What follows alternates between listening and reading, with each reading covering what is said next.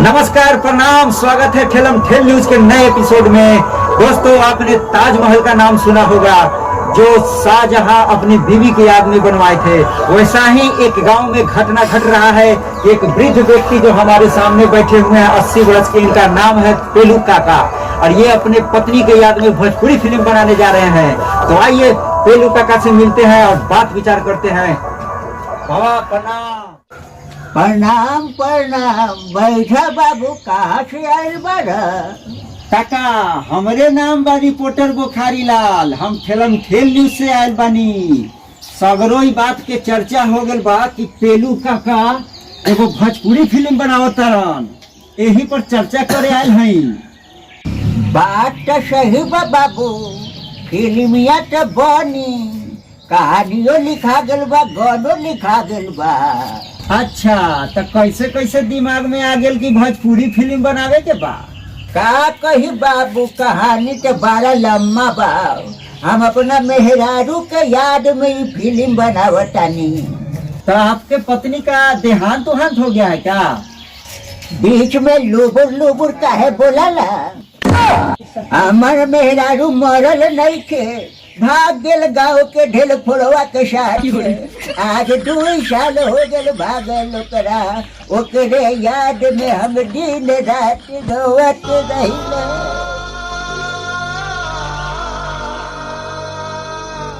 हमर तो मेहरारू भाग गेल के रोवतानी, आ तू कहला गाल फाड़ बारा। ई कहानी सुन के बर्दाश्त न भइल काका। कहानी तो अभी नार न सुनैली, आ दर्द होए लगल अभी से। अच्छा, सुनाई कहानी सुनाई। तो सुना, 20 बरस के लड़की रहे, हमरा घर में डाई के काम करत रहे। आ हमरा धन दौलत देख के ललचा गईलू, आ शादी करेला पगला गईलू। आ हमरो करा से प्यार हो गईल, अब 5 साल रह के फिरार हो गईल। बड़ा दर्दनाक कहानी बता का। जाना कर बाबू, ढेल फोड़वा हमरा घर में रोज आवे, हमरा कहे काका काका, मेहरारू के कहे काकी, आ घर में घुस के रोज सरवा करे टाका झाकी। आ देखते देखते में सब हो गए, कुछ न रहल बाकी। तब तो ई फिल्म बड़ा हिट होगा काका। अच्छा काका, ई फिल्म के नाम का बा? फिल्म के नाम तो बड़ा सोच के रखले बानी।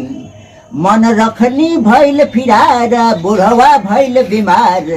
आ इतने लेना एकर गाना सुनबनू तो तोहर गारे फाट जाई।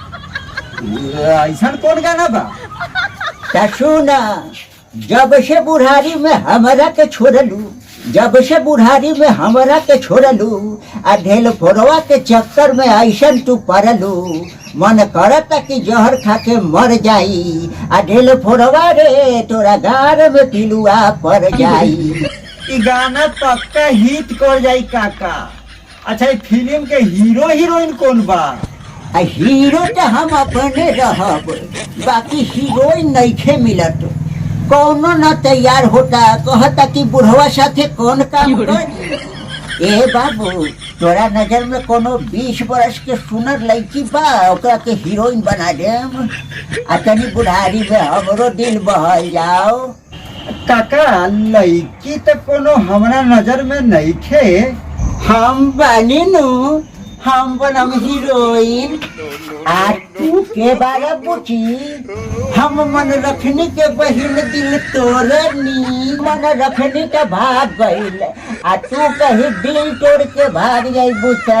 ए काका, हमार नाम दिल तोड़नी जरूर बा, लेकिन हम दिल तोड़ीला ना, दिल जोड़ीला। काका ई लड़की ना हिजरा बा, गाँव में घूमे तो पकड़ के लिए नहीं है।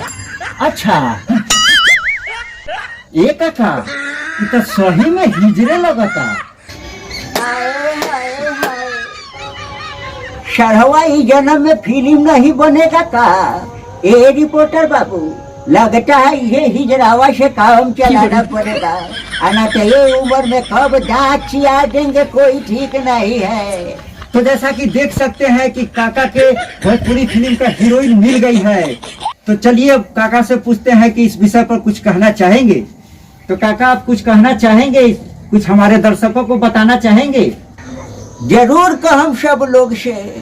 देखिए, बुढ़ारी में इश्क लगाने चले, बुढ़ारी में इश्क लगाने चले, किस्मत ने दे दिया धक्का, और दांत चियारने का उम्र हुआ तो हमको मिल गया छक्का। हाय हाय